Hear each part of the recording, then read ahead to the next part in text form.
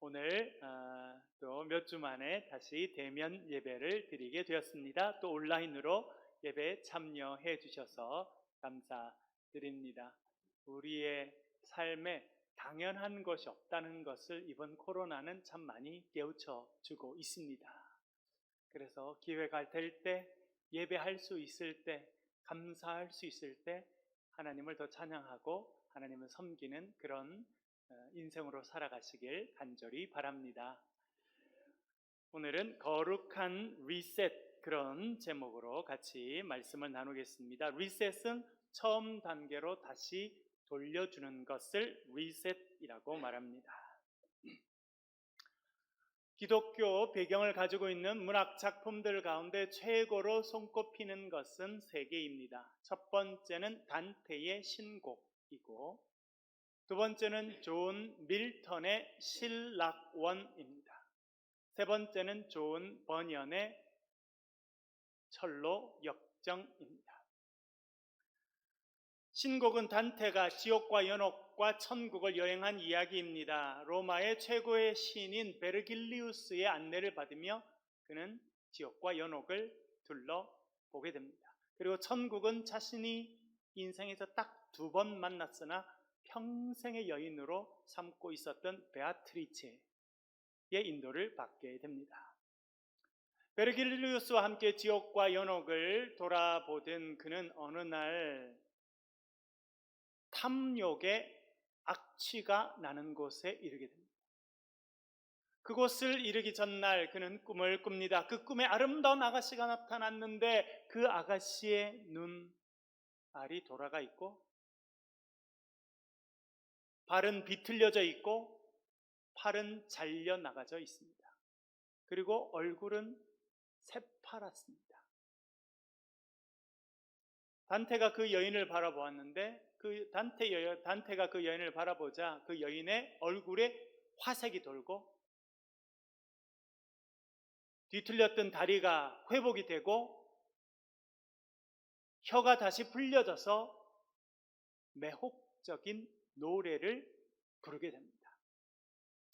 그러면서 그 여인이 자신은 사이렌이다 그렇게 알려줍니다. 여러분 사이렌 들어보셨죠? 엊그제도 제가 신천대로 운전하고 있었는데 운전을 한참 하고 있는데 뒤에서 사이렌 소리가 들리더라고요. 그래서 백미러로 보니까 파란 불을 반짝반짝하면서 119 구급차가 이렇게 오는 겁니다. 그래서 제가 깜빡이를 켜고 차를 옆에 대고 다른 차들도 이렇게 비켜줘서 그 구급차가 사이렌 소리를 내면서 앞으로 지나가게 되었습니다.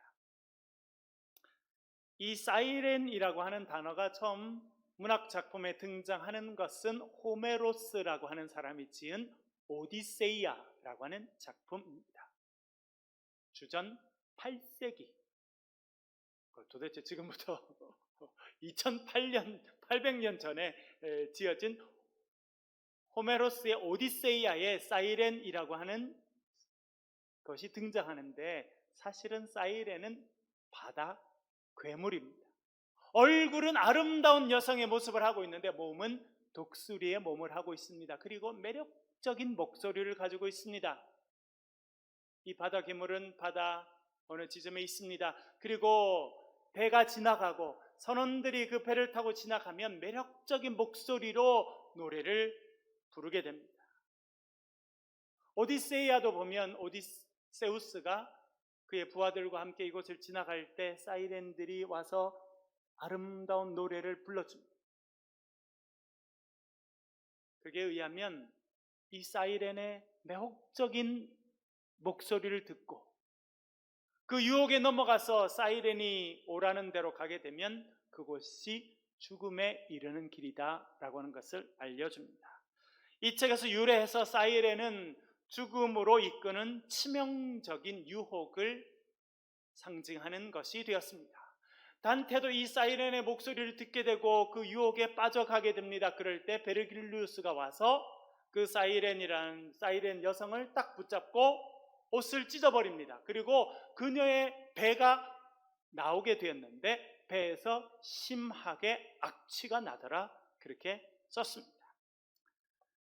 여러분, 이 단테가 이야기해주고 있는 것은 중요한 것을 우리에게 알려줍니다. 그것은 우리 인간들은 인생이라고 하는 배를 저어서 항해를 하고 있을 때 유혹에 빠지게 된다는 것입니다. 사이렌이 부르는 그런 감미로운 노래 소리가 귀에 들리게 되고 우리는 그 유혹에 빠지게 된다는 것입니다. 그리고 그 유혹에 빠지게 되면 우리는 곧 죽음의 길에 이르게 된다라고 하는 것을 알려줍니다. 여러분, 인간이 경험하는 강력한 유혹이 있습니다. 그것은 탐욕이라고 하는 것입니다. 권력을 향한 탐욕, 재물과 물질을 향한 탐욕, 우리 인간들이 가지고 있습니다. 성경에도 보면 탐욕에 이끌려서 불행한 결말을 맞이하게 된 사람들이 등장합니다. 그 중에 한 명이 엘리사 선지자의 심부름꾼이었던 게하시였습니다. 하루는 저 멀리 있는 아람이라고 하는 나라의 대장군인 나아만이 작은 나라 이스라엘에 있는 엘리사 선지자를 찾아옵니다. 왜냐하니까 이 대장군이 한센병, 예전에 우리가 문둥병이라고 불렸던 그 병에 걸렸기 때문입니다. 불치의 병을 앓던 그는 이제 멀리까지 와서 엘리사에게 병을 고쳐달라고 말합니다. 엘리사는 요단강에 가서 7번 목욕하라 말합니다. 7번 목욕하고 그의 살결이 어린 아이와 같이 되었다, 성경이 말합니다. 너무나 기뻤습니다. 그래서 자기가 준비한 값진 선물들을 가지고 와서 엘리사 앞에 내밀었습니다. 그러나 엘리사는 거절하였습니다. 그러나 그 나아만이 가지고 온 진귀하고 값진 보물을 보고 탐심이 생긴 사람이 있습니다. 그 사람이 그의 심부름꾼이었던 게하시였습니다. 나만 장군이 돌아가는 모습을 보고 그는 몰래 따라갑니다. 사실은 누가 찾아와서 그런데 선물 조금만 주시면 안 되겠습니까? 나만 장군은 너무나 기뻐하면서 비싼 외투를 주고 은을 잔뜩 주고 금덩어리를 주었습니다. 탐심에 눈이 먼 이 게하시는 그것을 몰래 가지고 와서 집에 숨겨두었습니다. 그리고 엘리사 앞에 나아갔는데 엘리사가 물어봅니다. 게하시야, 어디를 다녀오느냐? 어머, 어디 다녀오다는요? 저는요 어디 멀리 안 갔어요. 집에 있었습니다. 탐심에 눈이 먼 이 게하시는 급기야 선지자 앞에서 거짓말까지 하게 되었습니다.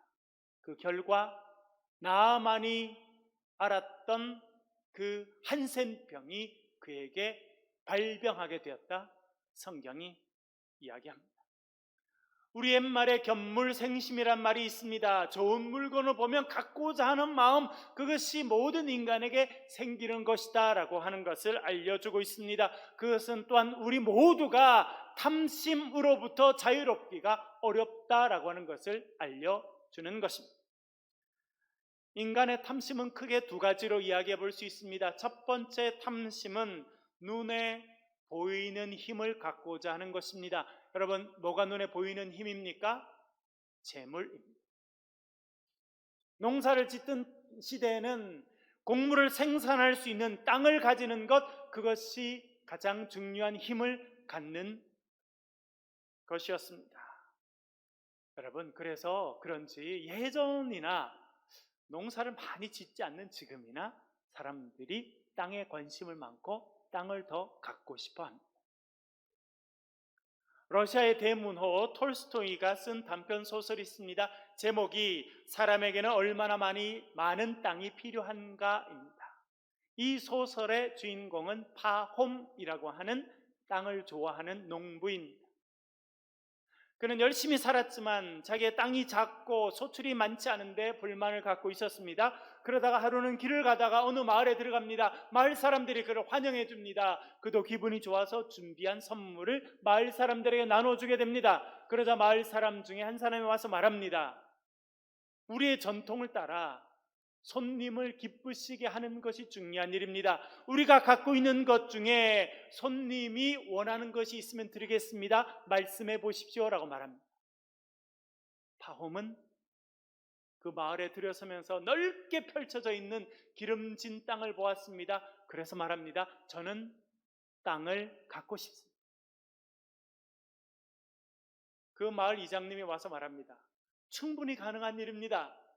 내일 아침에 해가 뜰 때 저와 같이 만나셔서 그 시간부터 해서 어디든지 다니시면서 표시를 하십시오. 그리고 해가 지기 전에 그곳으로 출발지로 다시 돌아오게 되면 그 모든 땅을 다 드리겠습니다 라고 말합니다. 파홈은 그날 밤 가슴이 뛰고 너무 좋아서 잠을 잘 이룰 수가 없었습니다. 아침 일찍 일어나서 약속한 장소에 가게 됩니다. 해가 떠오르기 시작합니다. 그는 달려가면서 많은 땅들에게 표시를 합니다. 그렇게 정신없이 좋은 땅들에 자신의 표시를 하던 중에 그는 문득 해를 바라봅니다. 해가 서산으로 지고 있었습니다.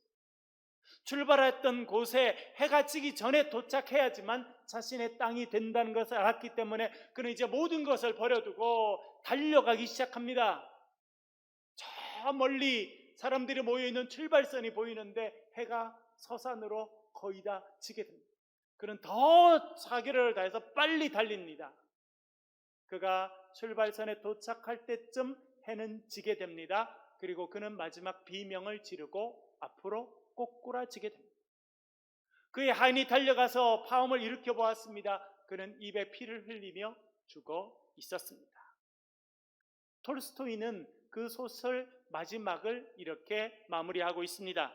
파홈의 하인은 주인의 곡괭이로 땅을 파고 그를 묻었다. 파홈이 차지한 땅은 그의 머리끝부터 발끝까지 길이 고작 2m 정도였다. 그것이 그가 차지할 수 있었던 땅의 전부였다 라고 말합니다. 톨스토이는 이 땅을 향한 집착, 그 탐욕이 얼마나 허망한 결실을 가져오는지를 이 소설을 통해서 신랄하게 비판하고 있습니다. 두 번째, 사람들은 눈에 보이지 않는 힘을 가지고자 하는 욕망이 있습니다. 눈에 보이지 않는 힘, 그것이 무엇입니까? 권력입니다. 독일의 유명한 철학자 니체는 인간 모두가 가지고 있는 욕망이 있다고 말했습니다. 사람을 근본적으로 움직이게 하는 욕망이 있는데 그것을 그는 권력 의지라 그렇게 표현하였습니다. 독일어는 Der Wille zur Macht, 권력을 향한 의지, 권력을 향한 욕심, 그렇게 표현하였습니다. 권력이라 무엇입니까, 여러분? 권력은 내 뜻대로 다른 사람을 움직이게 할 수 있는 것이 권력입니다. 그래서 권력은 집안 안에서부터 온 세계까지 다 행사되고 있는 것이 권력인데 사람들은 그것을 잡고자 한다는 것입니다. 이 권력을 향한 의지가 집단적으로 발현된 것이 노예 제도입니다. 유럽의 백인들 아프리카 땅을 밟았습니다. 그리고 새를 잡듯이 그물을 던져서 자유롭게 살던 아프리카 사람들을 붙잡았습니다. 배에 태우고 유럽으로 건너왔습니다. 마치 시장에서 생선을 사고 팔듯이 사람들을 사고 팔았습니다. 그들을 노예로 만들었습니다. 가까이 있는 일본 강제 점령 기간 동안 우리나라의 많은 사람들을 노예로 만들었습니다. 우리의 삼촌들은 멀리 남태평양으로 끌고 가서 노동하는 노예로 만들었습니다. 제가 신학대학원 다닐 때 단기 선교를 갔습니다. 우리나라에서 비행기를 타고 괌이라는 데 갔습니다. 괌에서도 다시 비행기를 갈아타고 4시간을 비행기를 타고 남태평양 한가운데에 추룩 아일랜드라는 곳에 선교를 갔습니다.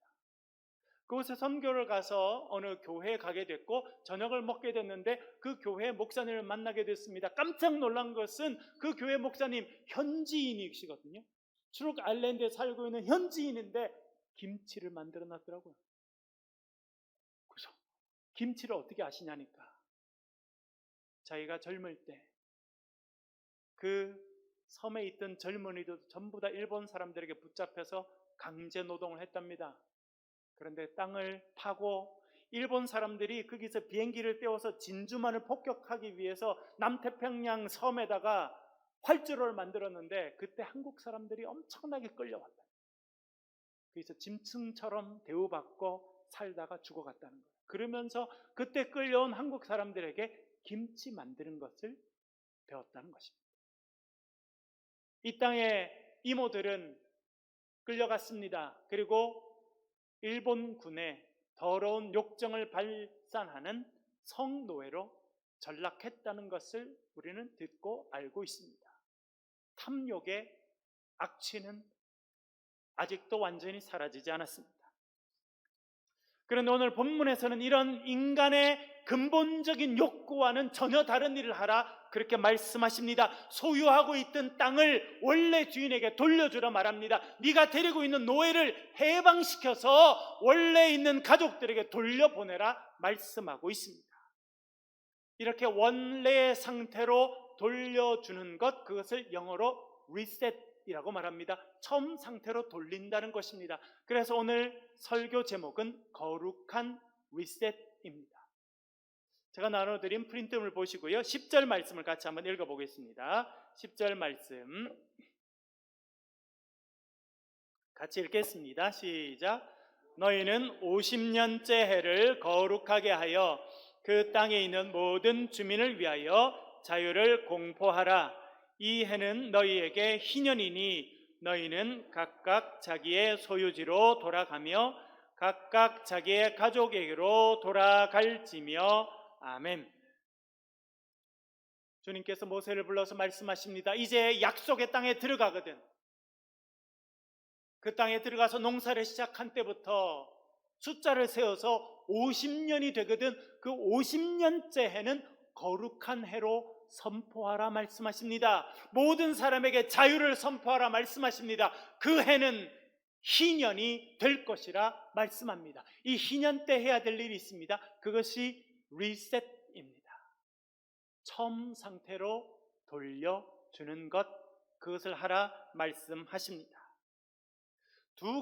특별히 두 가지를 원래 상태로 돌려주어야 했습니다. 첫 번째는 소유하고 있는 땅을 원래 주인에게 돌려주라 말씀하십니다. 28절 말씀 같이 한번 읽겠습니다. 시작.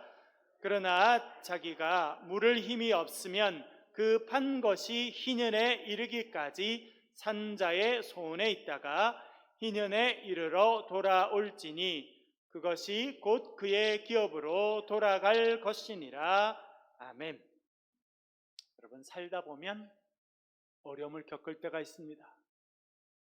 결혼 생활을 하고 아이들을 키우다가 큰 어려움을 겪을 때가 있습니다. 예전에 우리의 어머니들 그때가 되면 뭘 내다 팔았어요? 경험이 없으시군요, 대부분요. 머리카락을요.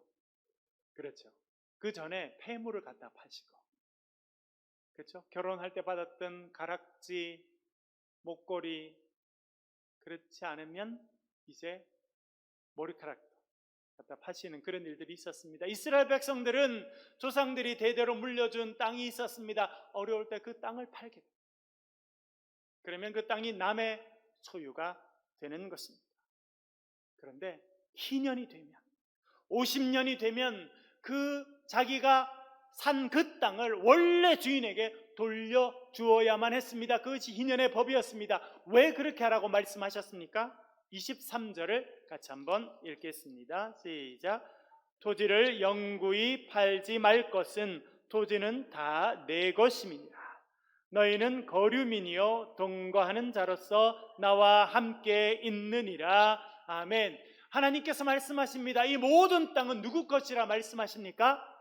하나님의 것이라. 그렇기 때문에 너희들은 그곳에 잠깐 머물고 있는 나그네일 뿐이라 그렇게 말씀하십니다.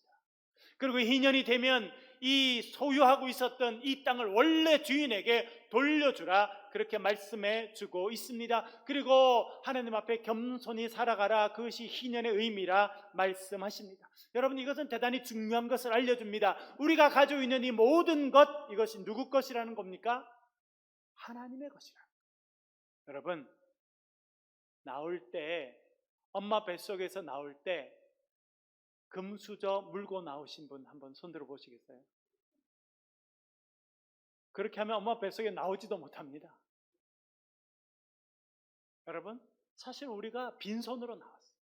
그러나 여러분, 삶을 돌아보십시오. 얼마나 하나님께서 많은 것을 우리의 삶에 허락해 주셨습니까? 그것은 무엇을 말하느냐 하면 하나님께서 전적인 은혜로 우리를 축복하시고 인도하셨다는 것입니다.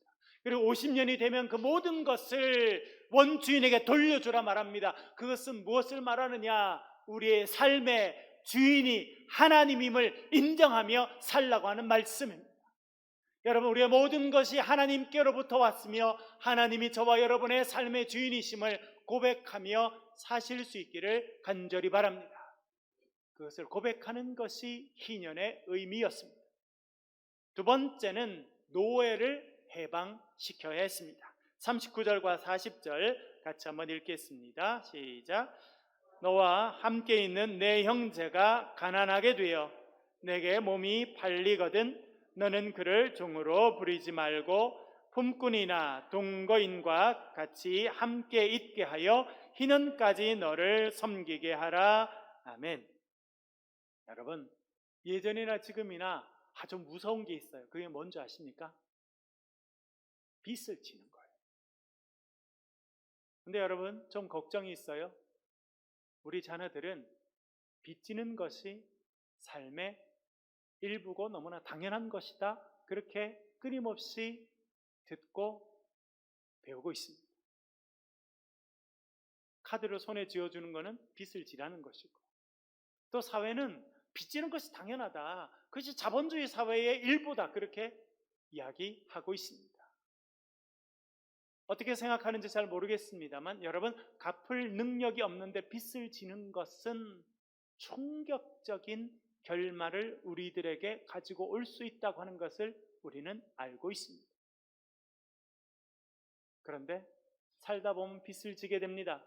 옛날 이스라엘 백성들 중에서도 삶이 궁핍해서 빚을 진 사람이 있었습니다. 갚아야 되는 기한이 됐는데 갚지 못하면 결국 자신의 몸으로 그것을 갚아야 했습니다. 그 집의 종이 되는 것입니다. 그런데 주님 말씀하십니다. 50년이 되거든 희년이 되거든 너희 집에 있는 모든 노예들을 해방시켜라. 그리고 그들을 원래 가족에게로 돌려보내라 말씀하고 있습니다. 왜 그렇게 하라고 말씀하십니까? 55절 같이 한번 읽겠습니다. 시작. 이스라엘 자손은 나의 종들이 됨이라. 그들은 내가 애굽 땅에서 인도하여 낸 내 종이요 나는 너희의 하나님 여호와이니라. 아멘. 여러분, 하나님께서 힘들어 하셨던 게 있어요. 그건 뭐냐면 하나님의 백성이 애굽에서 종살이하는 것이었습니다. 그들의 부르짖음을 들으시고 그들을 애굽에서 건져주셨습니다. 자유인이 되게 하셨습니다. 그러나 살다 보면 어떤 사람의 또 종이 되는 사람이 있습니다. 우리의 삶에서 일어나지 말아야 되지만 일어나는 현실입니다.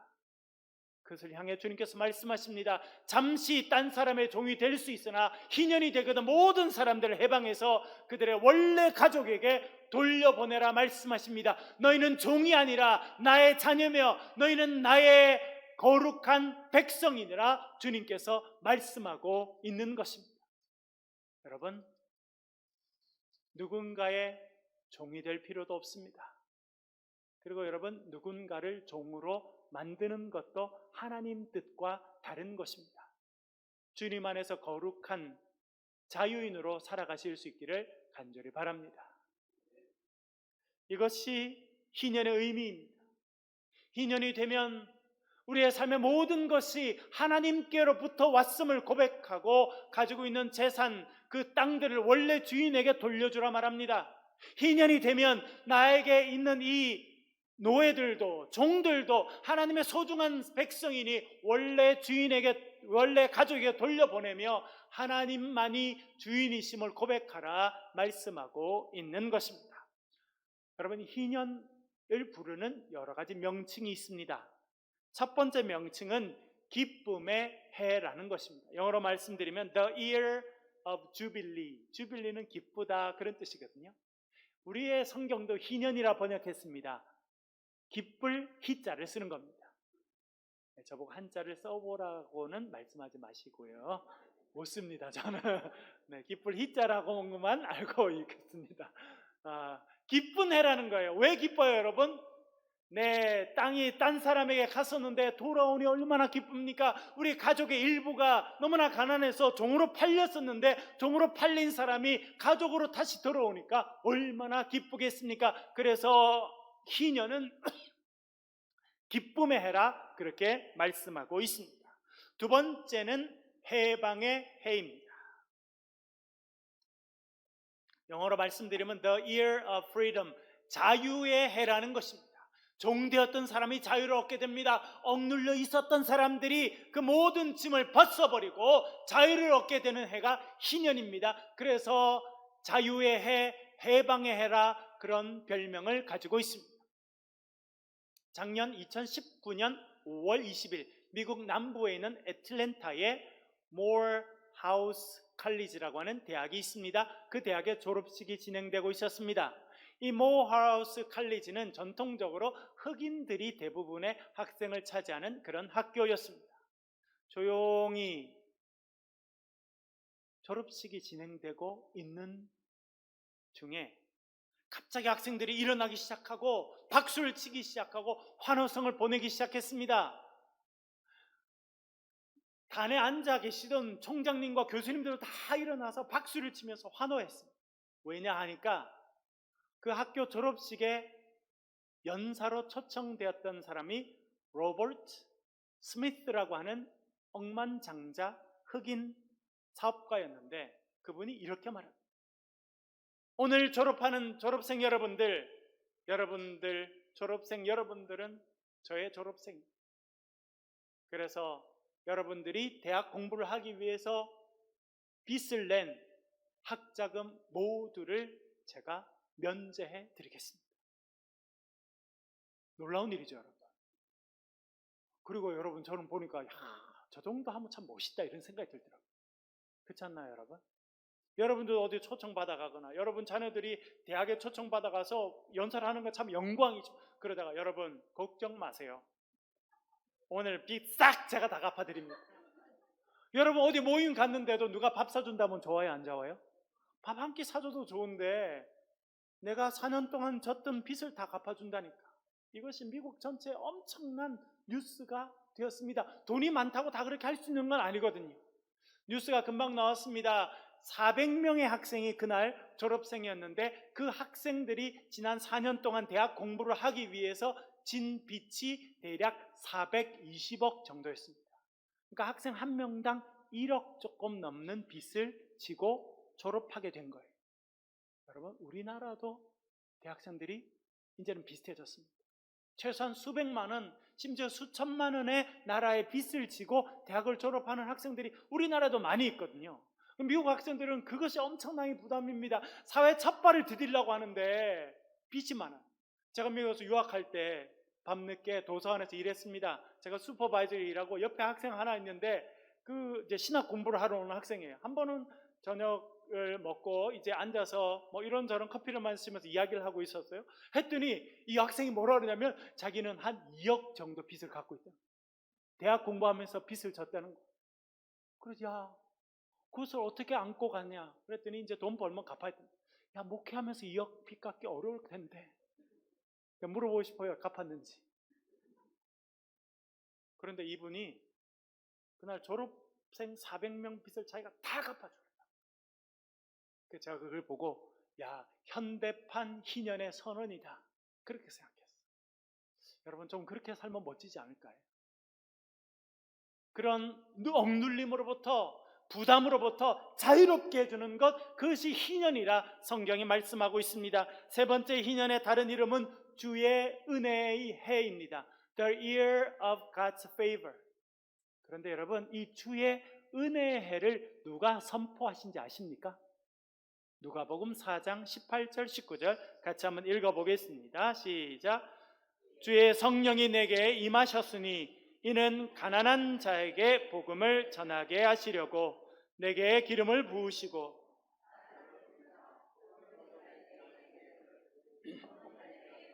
복음을 전파하며 눌린 자를 자유롭게 하고 주의 은혜의 해를 전파하게 하려 하심이라 하였더라. 아멘. 예수님께서 쓰신 단어가 있습니다. 주의 은혜의 해를 전파하게 하려 하심이라. 예수님께서 이 땅에 오신 목적을 이렇게 말합니다. 내가 희년을 선포하기 위해서 이 땅에 왔노라. 주의 은혜의 해를 선포하고 그것을 너희들이 경험하도록 하기 위해서 왔노라 말씀하십니다. 여러분, 첫사람 아담 이후로 모든 인류는 죄 가운데 살게 되었습니다. 죄에 억눌려 살았습니다. 죽음에 억눌려 살았습니다. 사망에 억눌려 사는 인생이었습니다. 그러나 예수님께서 오셔서 십자가에 달리셔서 보혈을 흘려주심으로 우리를 죄에서부터 구원해 주신 줄로 믿습니다. 우리를 사망의 권세로부터 자유케 해주셨습니다. 예수님이 하신 일이 구원의 역사고 예수님께서 하신 것이 희년의 사역이었던 것입니다. 여러분, 우리도 많은 근심과 걱정 가운데 살고 있습니다. 우리를 누르고 있는 많은 인생의 문제들 가운데 짓눌려 있습니다. 이 땅에 오셔서 희년을 선포하신 주님께서 저와 여러분에게 자유를 주신 은혜를 경험하며 사시길 간절히 바랍니다. 희년은 복음의 소식이었습니다. 그리고 그 희년을 행한다고 하는 것은 복음을 실천하는 것과 마찬가지였습니다. 그런 의미에서 우리 교회가 시작한 헤세드 프로젝트는 대단히 중요합니다. 헤세드라고 하는 말은 히브리어로 사랑, 은혜, 자비, 은총, 인자, 그런 의미를 갖고 있습니다. 주님께서 희년을 선포하셨듯이 예수님께서 오셔서 그 희년을 사역을 통해서 구체화시켜 주셨듯이 우리도 이제 헤세드 프로젝트를 통해서 하나님의 희년을 선포하는 일들을 감당하려고 합니다. 어려운 이웃들을 도와주고 이 땅에 와서 열심히 일하지만 삶의 어려움 가운데서 억눌린 가운데 있는 많은 사람들에게 복음을 전하고 그들이 그 억눌림에서 벗어나서 참된 자유를 누리는 일에 우리 교회가 주의 일들을 감당하려고 합니다. 그래서 우리가 헤세드 프로젝트라고 하는 것을 만들어서 진행합니다. 여러분, 이 일을 위해서 기도해 주시고 우리 새 창조교회가 하나님의 희년을 선포하고 그것을 이 땅 가운데 실천하는 일에 쓰임받는 공동체가 되도록 기도해 주시길 간절히 바랍니다. 단테가 만난 사이렌, 그 여성의 배에서는 탐욕의 악취가 풍겨났습니다. 이 세상에도 여전히 탐욕의 악취가 풍기는 것이 사실입니다. 그러나 우리는 예수 그리스도의 사람으로 부름받았습니다. 그리고 이 땅 가운데서 그리스도의 향기로 살도록 불러주셨습니다. 여러분, 악취나는 이 세상 가운데 그리스도의 향기를 품는 그리스도인으로 살아가시길 바랍니다. 하나님의 희년을 선포하고 그 희년을 우리의 삶의 실천에 가는 건강한 믿음의 공동체 되실 수 있기를 주의 이름으로 간절히 축원합니다. 기도하겠습니다. 우리 소리를 내서 동성으로 같이 한번 기도하겠습니다. 기도하실 때 하나님, 우리를 희년의 공동체로 사용해 주옵소서. 주님의 희년의 소식을 선포하고 그것을 삶에 실천하고 억눌려 있고 답답한 사람들에게 복음을 전하고 그들이 새롭게 일어날 수 있는 힘을 공급하는 그런 공동체로 쓰임받게 도와주옵소서. 기도 점을 가지고 소리를 내서 같이 한번 기도하겠습니다.